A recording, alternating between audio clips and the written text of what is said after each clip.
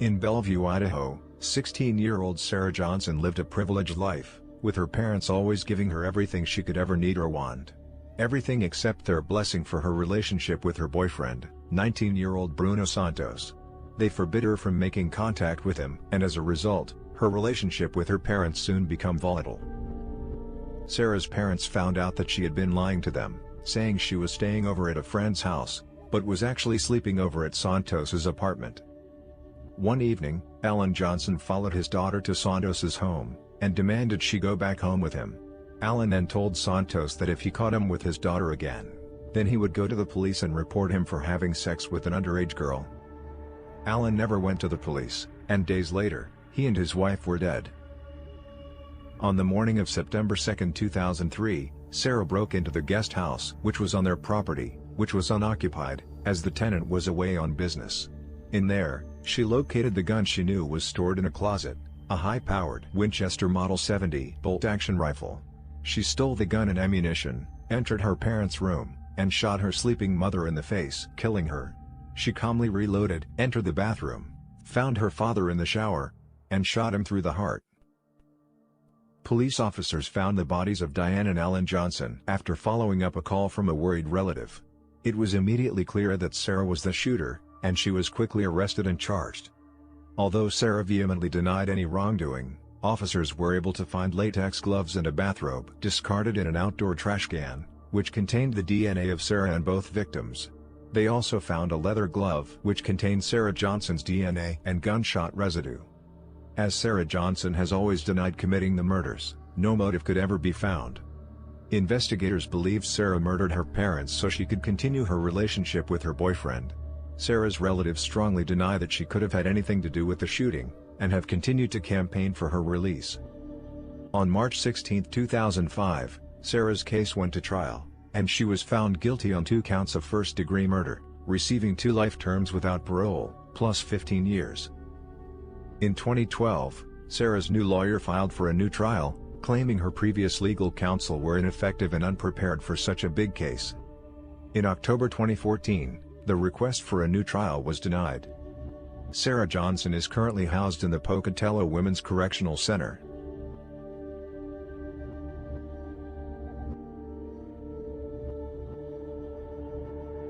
By age 12, Christopher Pittman had run away from home several times, and as a result, spent several weeks at a facility for runaway children.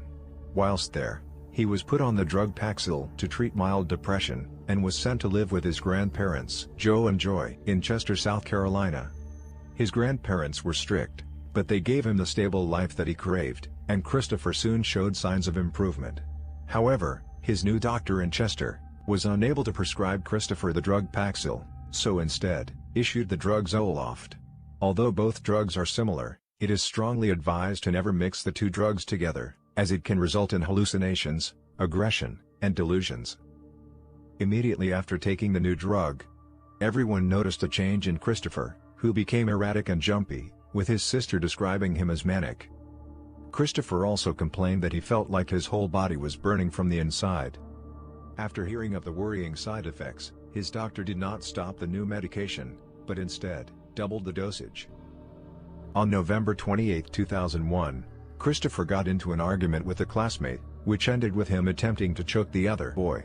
That afternoon, after collecting his suspended grandson from school, Joe Pittman, believing that Christopher needed stronger punishment, spanked him hard with a wooden paddle, and sent him to bed early. Later that night, Christopher quietly left his room, and took his grandfather's shotgun from the wooden gun rack in the living room. He then calmly walked into his grandparents' bedroom, and shot down at them several times. The first 2 shots killed them instantly, but he fired several more shots into their dead bodies. Before driving away in his grandparents' car, he poured petrol throughout the house, and set it ablaze. Later that night, Christopher was pulled over by a police officer after being caught driving dangerously. When asked why he was out driving alone, Christopher spun a story about a large black man, who had murdered his grandparents and then taken him hostage. After further questioning, it became clear that his story was a lie, and he was soon confessing to the murders. He told officers that his grandparents were killed, because they had deserved to die. Christopher Pittman's trial was not centered on proving his guilt, as he had already confessed. Instead, it was to determine whether his medication had caused him to commit murder. When Christopher's father took the stand, he claimed it was evident that the increased dosage of Zoloft was the reason his son was a murderer, seeing how it happened just days afterwards.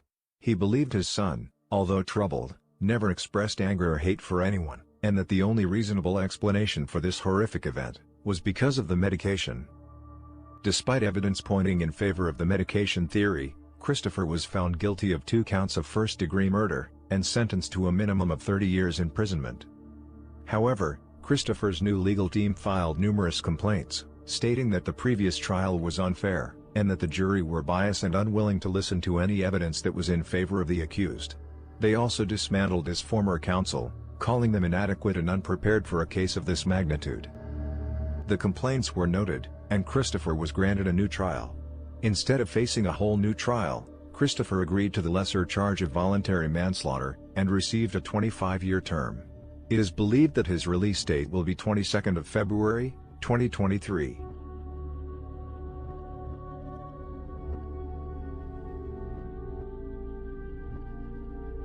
In February 1988, 16-year-old Rochester, Minnesota resident David Braum murdered his parents and 2 siblings, in cold blood. Arguments in the Braum household were not uncommon, but on the 17th of February 1988, David and his father Bernard had a particularly heated confrontation. After they screamed back and forth at each other, David quickly became physical, trying to attack his father. Bernard, not wanting to hurt his son, backed off and went up to bed, trying to give his son time to cool off. He had hoped that by leaving the conflict, the situation was dealt with, or at least, forgotten. However, in reality, the situation was far from forgotten. David spent that evening secretly cursing his father, and boiled with rage and frustration. After several hours, David entered the basement of his home, and retrieved the axe that was stored there for cutting wood. He then went to his parents' bedroom and attacked his father. He quickly subdued Bernard with several hard strikes to his head and chest. As his father lay dying, he turned to his mother, and attacked her too. His mother, Paulette, sustained catastrophic damage to her head, and she and her husband died within minutes. Walking in somewhat of a haze, David left the bodies of his parents, and walked to his bedroom. After several minutes, he heard a commotion upstairs, and upon entering his parents' room, he found his 13-year-old sister Diane, and his 11-year-old brother Richard, standing by the blood-splattered bed. Without warning, David began to swing the axe again, and made quick work of murdering his siblings. The following day, whilst hanging out with friends, David began making boasts, telling his friends that he had murdered his family. They all sat and listened to the gruesome details, but believed them to be a fabrication, as David was known to often make things up for attention. However, one of his friends believed it enough to telephone authorities, and reported what he had been told. Police officers were sent to the Braum household, where they found the 4 bodies. David Braum was quickly arrested and charged with murder. Although David was 16 at the time of the murders, due to the severity of the crimes, he was charged as an adult. At trial, his defense pleaded insanity, but the prosecution were able to show premeditation before the act, and drew attention to his unrepentant attitude and cold demeanor after slaying his family. David was found guilty and convicted of first-degree murder, and ordered to serve at least 52 years in prison. He is currently serving his sentence at the Minnesota Correctional Facility in Stillwater.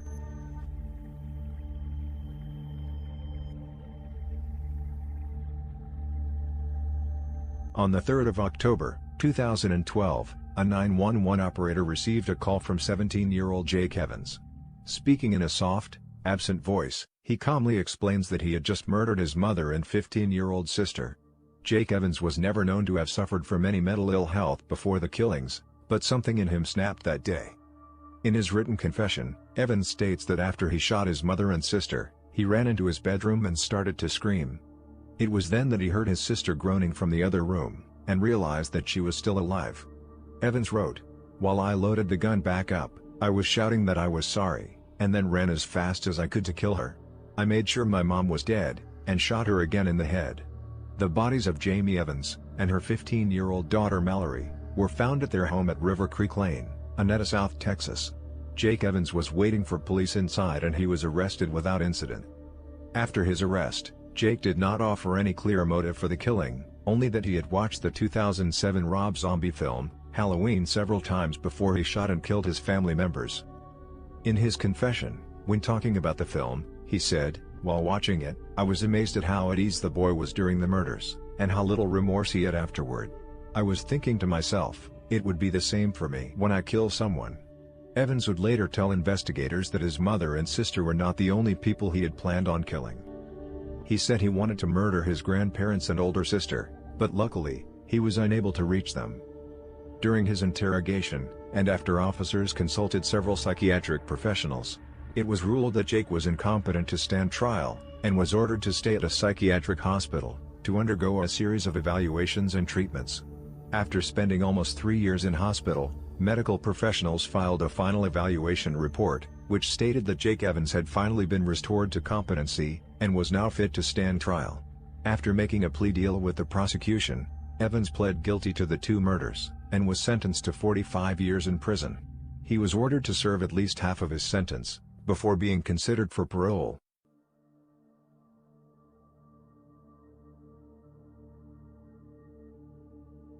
On April 23, 2006, the bodies of Mark Richardson, his wife Deborah, and their 8-year-old son Jacob, were found in the basement of their home.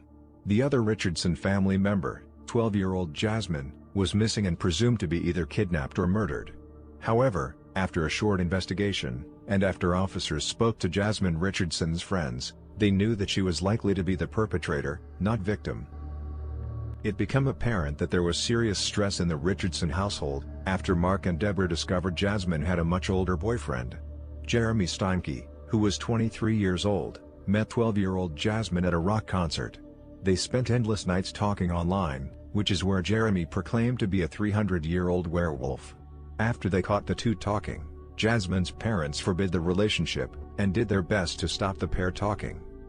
However, Jasmine and Jeremy found ways to communicate, and in doing so, devised a plan to murder Jasmine's parents.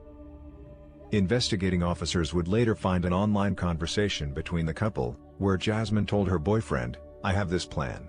It begins with me killing them, and ends with me living with you." On the night of the murder, Jasmine unlocked the back door of their home, and later that night, Steinke let himself in. Armed with a knife, he savagely attacked the couple, stabbing them multiple times in the chest, stomach and neck.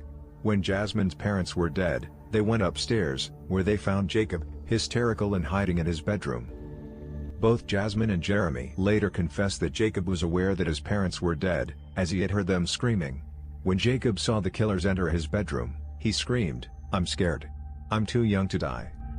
Jasmine later said that she believed it would be cruel to let her brother live without his parents, so she stabbed him in the chest several times, before Jeremy slit the boy's throat. Witnesses would later testify that they saw Jasmine and Jeremy just hours after the triple murder, laughing and kissing at a nearby restaurant. When the pair were arrested, officers discovered an abundance of evidence that proved the couple had been planning the murders for some time. Being much older, many officers assumed that Jeremy was the main instigator, but the evidence proved that they were both as keen as the other. Despite that, being just 12 years old, Jasmine could only be sentenced to a mere 10 years behind bars, if found guilty. In June of 2007, a now 14-year-old Jasmine Richardson went on trial. She pled not guilty to all 3 counts of first-degree murder. After a trial lasting a month, and after just 3 hours of jury deliberation, she was found guilty on all counts. She received the maximum sentence of 10 years. She remains the youngest ever person convicted of multiple murders in Canadian history. In December of 2008, Jeremy Steinke was found guilty on 3 counts of first-degree murder, and was sentenced to 3 concurrent life terms. He was ordered to serve at least 25 years behind bars, before being made eligible for parole. In the fall of 2011, Jasmine Richardson was released from prison, and it's reported that her rehabilitation is going well.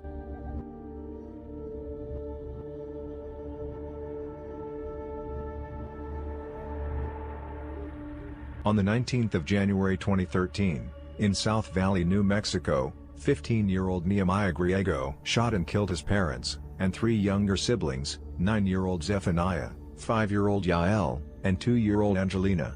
On the evening of the 19th of January, Nehemiah broke into his family's locked gun crate, and retrieved an AR-15 type semi-automatic rifle. Gun in hand, he crept into his parents' bedroom where he found his mother asleep. He aimed the gun, looked through the scope, and shot her in the head, killing her instantly.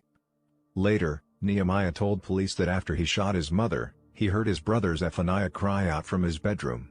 He first went in to comfort him, cuddled him, and told him everything would be fine. No one knows what exactly happened, but Nehemiah turned the gun on his brother too, shooting him several times.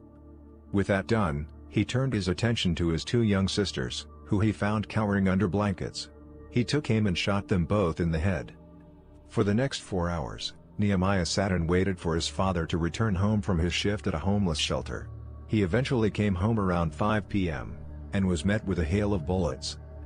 Greg Griego suffered several injuries, which proved fatal. Later that day, he drove his parents' truck to church to see his girlfriend. Once there, he told her that his family were dead, but said they had died in a car crash. A parishioner overheard their conversation and alerted authorities. Police were sent to the Griego home where they found all 5 bodies. Nehemiah was apprehended at the church, and arrested. Nehemiah was booked into the Bernalillo County Juvenile Detention Center and charged with murder. He agreed to talk to officers without an adult or lawyer present, and told them that he was angry with his mother, and that he suffered with suicidal and homicidal thoughts. Other than that, no clear motive was ever given. His girlfriend later contacted the police, and informed them that Nehemiah had emailed her a photograph of his dead mother. In the email, Nehemiah told her that his intention had been to leave town, kill more people, and die in a gun battle with SWAT officers. Thankfully, he never got the chance to carry out this plan. Setting a trial for Nehemiah was tricky, as there were so many mental health evaluations to undertake. Being just 15 at the time of the murders, the judicial system was hesitant about giving him a life sentence. Due to his age, under New Mexico law, any minor charged with first-degree murder are to be tried as adults, but cannot be sentenced to death, or life without the possibility of parole. On February 11, 2016, Judge John J. Romero of the New Mexico Children's Court determined that Nehemiah was amenable to treatment. This meant that he would be tried as a juvenile, and would be released when he turns 21 years old. However, in 2019, Judge Elisa Hart filed an order in a separate court that reversed the order that Griego was given previously. She believed that he was not amenable to treatment, and should be in prison, not in an unlocked facility. If the order was approved, Nehemiah faced a sentence of up to 120 years in prison. The order was indeed listened to, and as a result, Nehemiah was sentenced to 3 concurrent life sentences, plus 7 years. He must serve at least 30 years behind bars, before being eligible for parole. He is currently imprisoned in the Loup County Correctional Center, in Vanceburg, Kentucky.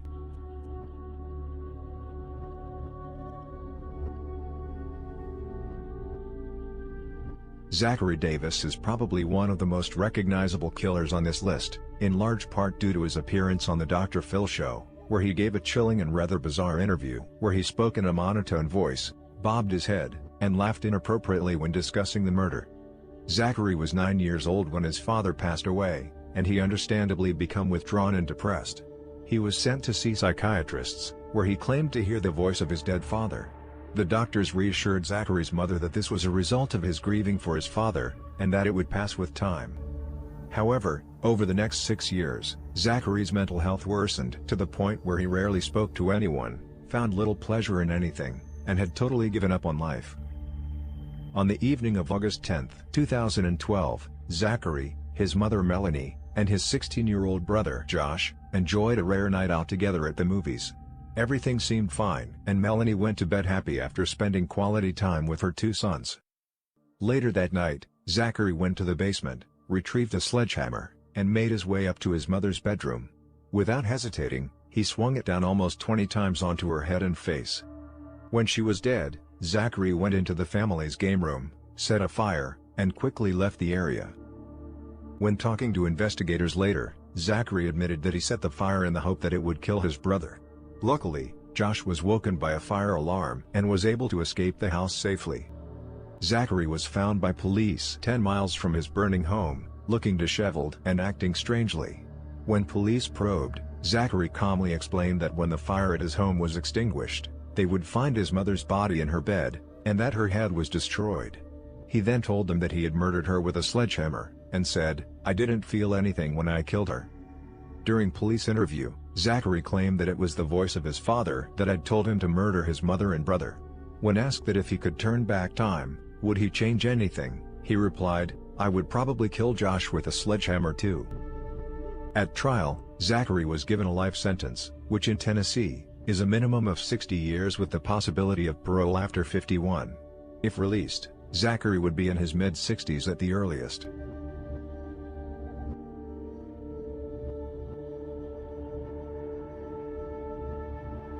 In 1998, Kipling Kinkle murdered his parents, then committed what was, at the time, the worst school shooting in American history.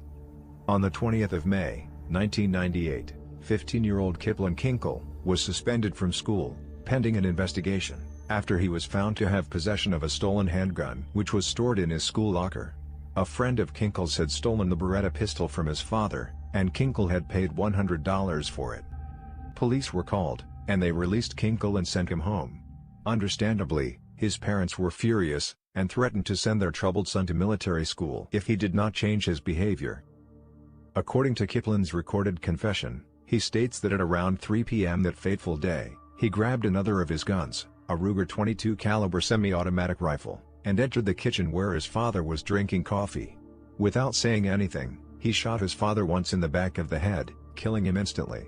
Kip sat and waited for his mother to return home from work, which she did at around 6:30 p.m. He met his mother in the garage, told her he loved her, then shot her twice in the back of the head, once in the heart, and 3 times in the face.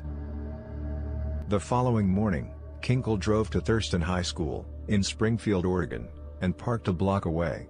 Under his trench coat, Kip had 2 hunting knives, his Ruger rifle, a Glock 19 pistol, and a Ruger Mark II pistol. He also carried 1,127 rounds of ammunition. Upon entering the campus, he shot and killed 16-year-old Ben Walker, and wounded several other students. Kinkle made his way through the school and entered the cafeteria where he opened fire. Several students were seriously injured in the flurry of gunshots, and one student, Mikael Nicolaisen, was fatally wounded. When Kinkle attempted to reload his rifle, Jacob Riker, a student who had been hit with a bullet, rushed Kinkle and tackled him to the ground. Several other students joined Jacob, and they were able to disarm Kinkle, and they held him until officers could arrive to arrest him. In all, 4 people were killed, and many more were seriously wounded. In custody, unknown to the arresting officers, Kinkle had a large knife that was strapped to his thigh. He was able to retrieve the knife and attempted to attack an officer. Whilst brandishing the knife, Kinkle begged the officer to shoot him. Luckily, the cop managed to subdue him with pepper spray, and Kinkle earned another attempted murder charge. On September 24, 1999, Kinkle pled guilty to first-degree murder, and several cases of attempted murder, and was sentenced to life with no possibility of parole. The only motive ever given for the crime was found in a note that Kinkle had left at his home.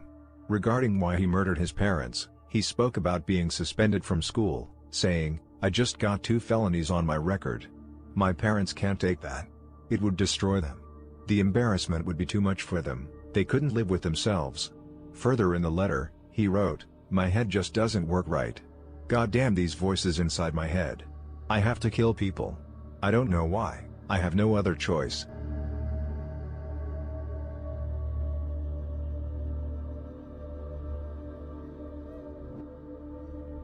Serial killer Edmund Kemper probably doesn't need introducing, thanks to shows like Netflix's Mindhunter. But Kemper is a grisly anomaly when it comes to familicide, being how he killed several family members, but with a 9-year gap between killings. In 1964, after relations with his mother broke down, 15-year-old Edmund was sent to live with his father's parents, Edmund and Maud Kemper.